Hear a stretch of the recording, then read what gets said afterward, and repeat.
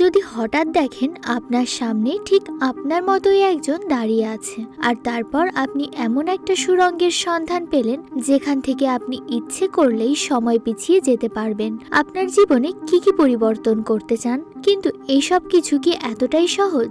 চাইলেই কি আমরা অতীতে ফিরে গিয়ে আমাদেরকে ঠিক করে ফেলতে পারবো? জানতে হলে পুরো গল্পটা মন দিয়ে শুনুন। গল্পের শুরুতে আমরা অ্যাডাম নামের একটা ছেলেকে দেখতে পাই। সে তার কলেজে ক্লাস করছিল, আর আজকে তাদের প্রফেসর সবাইকে ভিন্ন টাইম লাইন আর টাইম ট্রাভেলের ব্যাপারে বোঝাচ্ছিল।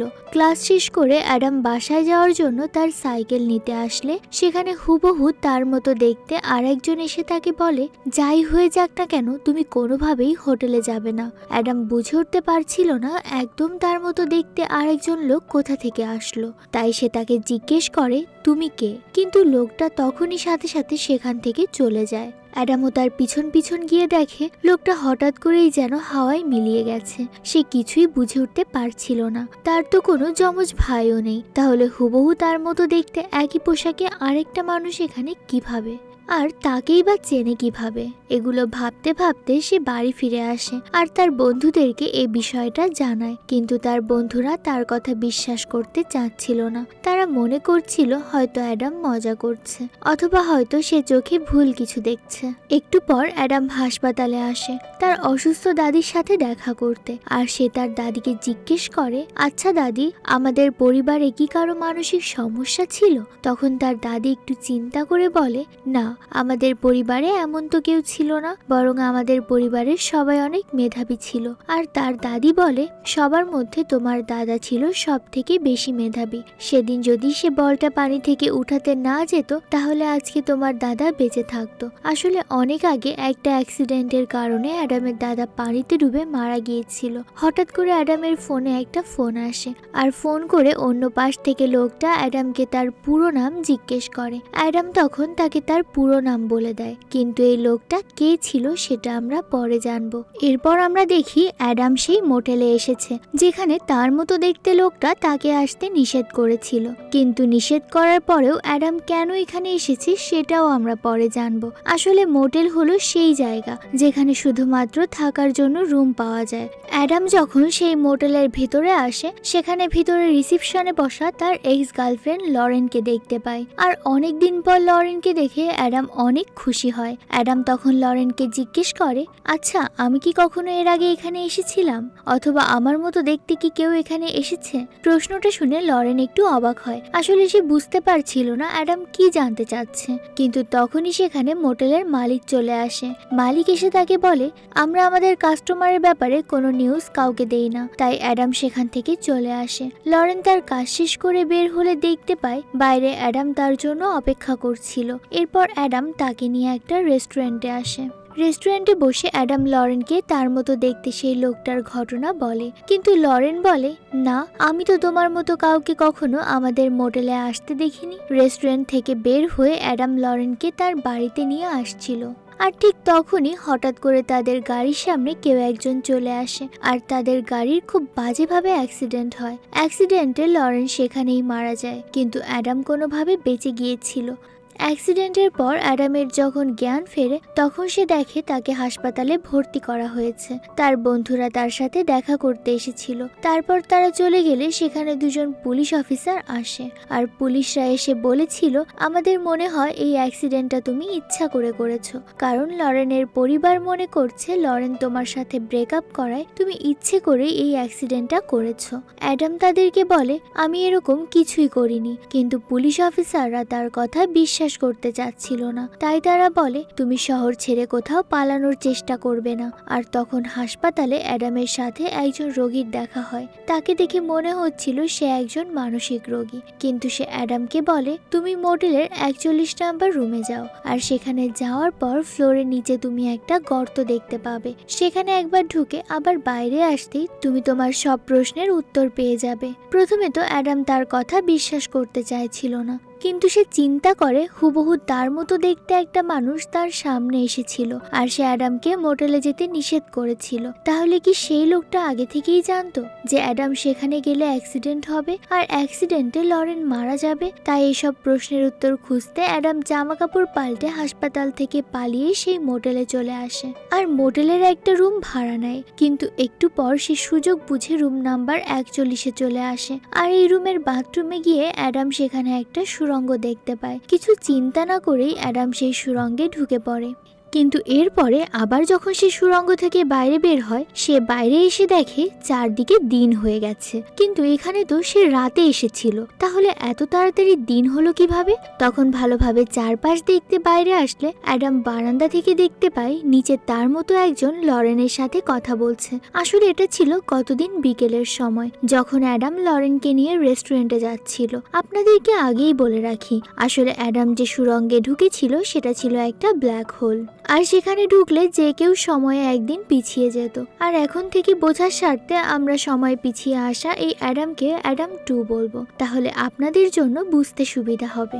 এরপর অ্যাডাম 2 অ্যাডাম 1 আর লরেনদের পিছু করতে শুরু করে, আর সে দূর থেকে দেখছিল যে অ্যাডাম 1 আর লরেন ঠিক সেই সব কিছুই করছিল যেগুলো সে আগের দিন করেছিল। আর এতক্ষণে অ্যাডাম 2 বুঝে গিয়েছিল যে সে সময় পেছনে চলে এসেছে, আর তাই যেহেতু সে জানতো একটু পরেই অ্যাক্সিডেন্ট হবে, তাই সে দৌড়ে আগেই সেই অ্যাক্সিডেন্টের জায়গায় গিয়ে দাঁড়িয়ে পড়ে, কারণ সে চাচ্ছিল যেন অ্যাক্সিডেন্টটা না হয়। তাই সে তাদেরকে থামানোর জন্য রাস্তার মাঝখানে দাঁড়িয়ে হাত নাড়তে থাকে। কিন্তু তখন গাড়িতে থাকা অ্যাডাম 1 লরেনের সাথে কথা বলছিল, তাই প্রথমে সে খেয়াল করে না, কিন্তু যখন সামনে দেখে একজন দাঁড়িয়ে আছে, সাথে সাথে সে ব্রেক করতে গিয়ে গাড়ি নিয়ন্ত্রণ হারিয়ে অ্যাক্সিডেন্ট করে। আসলে এই সেম ঘটনাটা আগের দিনও ঘটেছিল, আর তখন অ্যাডাম 2 বুঝতে পারে আগের বারও যে অ্যাক্সিডেন্টটা হয়েছিল সেটা তার নিজের কারণেই হয়েছিল।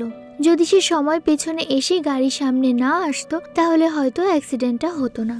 তাই সে সাথে সাথে দৌড়ে আবারও সেই মোটেলে চলে আসে, আর এবার রুম নাম্বার 41-এ আসলে সেখানে দেখতে পায় বেডের উপর সেই লোকটা রক্তাক্ত অবস্থায় পড়ে আছে, যার সাথে তার হাসপাতালে দেখা হয়েছিল।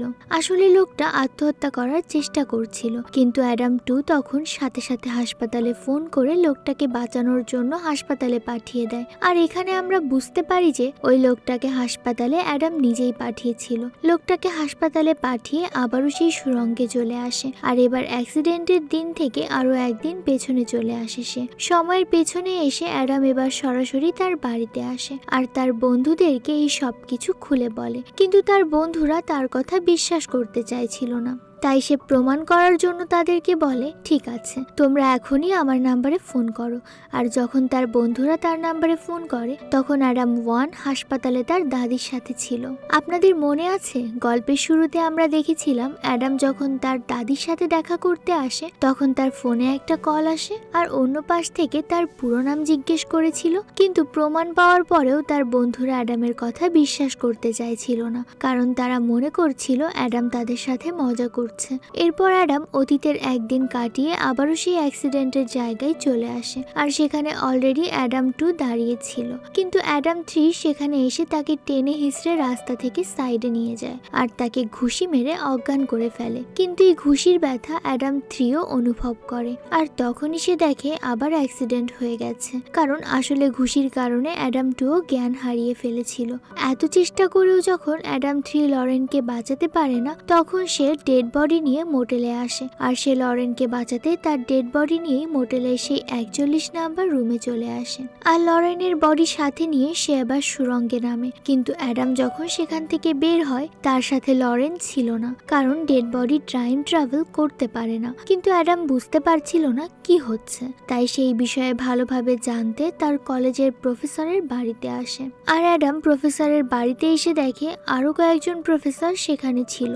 অ্যাডাম তাদেরকে বলে, আমি টাইম ট্রাভেলের ব্যাপারে রিসার্চ করছি, তাই আমার কিছু ডাউট ছিল। তখন প্রফেসররা বলে, ঠিক আছে তোমার কি জানার আমাদেরকে বলো। অ্যাডাম তখন তার সাথে ঘটে যাওয়া ঘটনাগুলোকে একটা গল্পের আকারে তাদের সামনে পেশ করে, আর প্রফেসররা তার কথা শোনার পর থেকে তাদের মধ্যে একজন প্রফেসর বলে, আমরা যদি কখনো টাইম ট্রাভেল করতে পারি তাহলে প্রত্যেকবার যখন আমরা অতীত বা ভবিষ্যতে যাই সেই টাইম লাইনে আগে থেকেই আমাদের একটা রূপ উপস্থিত থাকে, আর তাই আমরা চেষ্টা করলে হলেও প্রকৃতির ঠিক করা ঘটনাগুলোকে পাল্টাতে পারবো না, কিন্তু অন্য টাইমলাইনে থাকা মানুষটাকে বুঝিয়ে আমরা তার ভবিষ্যৎ পাল্টাতে পারি। আর প্রফেসরদের কথা শুনে অ্যাডাম এখন অনেক কিছু ক্লিয়ার হয়। সে বুঝতে পারে প্রথমবার যখন তার সামনে তার মতো দেখতে একজন এসেছিল এবং তাকে মোটেলে যেতে নিষেধ করেছিল, আসলে এটা সে নিজেই ছিল। কারণ অনেকভাবে চেষ্টা করার পরেও যখন সে অ্যাক্সিডেন্ট থামাতে পারেনি, তখন সে নিজেও মোটেলে যেতে নিষেধ করে, যাতে করে একটা ছোট্ট সিদ্ধান্তে ভবিষ্যৎ পাল্টে যায় আর লরেন বেঁচে যায়। কিন্তু সে নিজেই তার কথা শোনেনি, আর তার সাথে সেই সবকিছু হচ্ছে যেগুলো অ্যাডাম 1-এর সাথে হয়েছে। আর তাই অ্যাডাম বুঝতে পারে সে যতই চেষ্টা করুক না কেন, তার নিজের সাথে ঘটা ঘটনাগুলোকে হয়তো সে পাল্টাতে পারবে না। তাই মনকে শান্ত করতে সে তার দাদির সাথে দেখা করতে আসে, কিন্তু তার দাদি এখনো বারবার তার দাদার কথা মনে করছিল। তাই হাসপাতাল থেকে বের হয়ে অ্যাডাম সোজা তার দাদার কবরের কাছে চলে আসে। আর সেখানে এসে সে ঠিক করে, যদিও সে তার নিজের ভবিষ্যৎ পাল্টাতে পারবে না, কিন্তু সে তার দাদাকে বাঁচানোর চেষ্টা করতে পারে। কারণ সেখানে ওই টাইম লাইনে তার দাদার আর কোনো রূপ উপস্থিত থাকবে না। এজন্য অ্যাডাম আবারও সেই মোটেলে চলে আসে, আর সে তার দাদার মৃত্যুর তারিখ হিসাব করে বারবার সেই সুড়ঙ্গ দিয়ে অতীতে যেতে শুরু করে। যেহেতু সুড়ঙ্গ দিয়ে মাত্র একদিনে পেছনে যাওয়া যেত, তাই সে কয়েক বছর পেছনে যাওয়ার জন্য কয়েক হাজার বার ওই সুড়ঙ্গ দিয়ে পেছনে আসে। আর এভাবেই সে তার দাদার সময়ে চলে আসে। আর অ্যাডাম সেই দিনের কাছাকাছি এসে থামে যেখানে তার দাদা পানিতে ডুবে মারা যাবে। অ্যাডাম তার দাদার কাছে আসে যেখানে সেদিন তার দাদা গল্ফ খেলছিল। আর আসলে এই গল্ফের বল পানিতে পড়ায় যখন সে আনতে গিয়েছিল তখনই ডুবে গিয়ে তার মৃত্যু হয়। তাই অ্যাডাম তার দাদার কাছে এসে তাকে সেখান থেকে সরানোর জন্য বলে, আমি এখানে নতুন এসেছি, কিন্তু ঘুরতে ঘুরতে এই জঙ্গলে হারিয়ে গিয়ে এখন আর শহরে ফেরার রাস্তা পাচ্ছি না। আপনি কি আমাকে একটু শহরে যাওয়ার জন্য লিফট দিতে পারেন? তার দাদা তখন অ্যাডামকে সাথে নিয়ে তাদের বাড়িতে আসে। আর সেখানে অ্যাডাম তার দাদির ইয়ং রূপের সাথে দেখা করে। সেখানে তাদের সাথে বেশ কিছুক্ষণ সময় কাটানোর পর যখন সন্ধ্যায় তার দাদা গাড়িতে করে তাকে শহরে পৌঁছে দেয়, অ্যাডাম তখন তার দাদাকে একটা গিফট দেয় আর তাকে বলে, এই গিফটটা আপনি কালকে দেখবেন। পরের দিন যখন তার দাদা আবারও সেখানে খেলতে আসে আর বলটা পানিতে যাওয়ার পর সে বল আনতে যাবে, ঠিক তখনই অ্যাডামের দেওয়া গিফটের কথা মনে পড়তেই সে পকেটে হাত দেয় আর দেখতে পায় সেখানে একটা গল্ফের বল ছিল। আর বল থাকায় সে পানিতে নেমে আগে বলটা আনতে যায় না। আর এভাবেই অ্যাডামের দাদা বেঁচে যায়। এদিকে তখন আমরা দেখতে পাই অ্যাডামের দাদি হাসপাতালে প্রায় মৃত্যুশয্যা, কিন্তু আজকে তার দাদির পাশে তার দাদাও বসেছিল। শুধুমাত্র একটা বলের কারণে সেদিন অ্যাডামের দাদার প্রাণ বেঁচে গিয়েছিল। আর তখন আমরা আরো অবাক করা একটা বিষয় দেখতে পাই, সেটা হলো মোটেলের যে মালিক ছিল সেটা আসলে অ্যাডাম নিজেই। যেহেতু অ্যাডাম 3 সময়ে এত বেশি পেছনে চলে এসেছিল যে তাকে এখন টাইম লাইনেই থাকতে হবে, কারণ ওই সুড়ঙ্গ দিয়ে শুধুমাত্র পেছনে আসা যেত, তাই সে আর বর্তমানে ফিরতে পারবে না। অ্যাডাম 3 তখন জানতো কিভাবে সে ছোট্ট কিছু জিনিস পাল্টে দিয়ে ভবিষ্যৎ পাল্টে ফেলতে পারে। আসলে এগুলো ছিল খুবই সূক্ষ্ম কিছু হিসাবের খেলা। আর তাই এই অভিজ্ঞ অ্যাডাম অপেক্ষা করছিল কখন আবারও এই টাইম লাইনের খেলা শুরু হবে।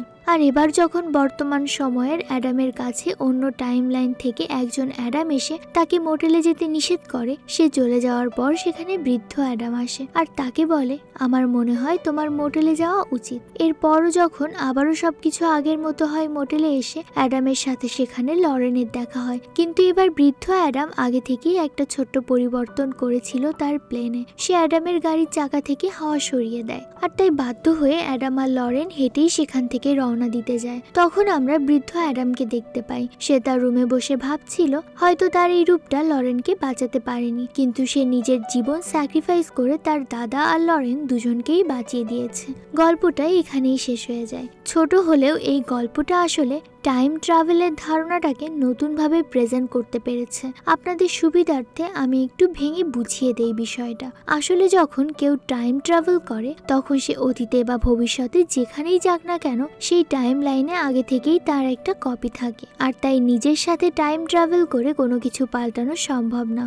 কিন্তু এই জিনিসটা অন্যদের ক্ষেত্রে সম্ভব, কারণ যখন অন্যরা জানে যে তাদের সাথে কি হচ্ছে, তখন তাদের জীবনে সামান্য কিছু একটা পরিবর্তন ঘটলেই সেটার ফলাফল তাদের ভবিষ্যতের ওপর প্রভাব ফেলে। তবে এটা খুবই সেন্সিটিভ একটা বিষয়, তাই প্রত্যেকবার সেটা কাজ করবে কিনা সেটার কোনো নিশ্চয়তা থাকে না। তো গল্পটা আপনাদের কাছে কেমন লাগলো কমেন্ট করে আমাদের জানাবেন। আর এই ধরনের টাইম ট্রাভেলার গল্পগুলো আপনাদের ভালো লাগলে কমেন্ট করে জানাতে পারেন।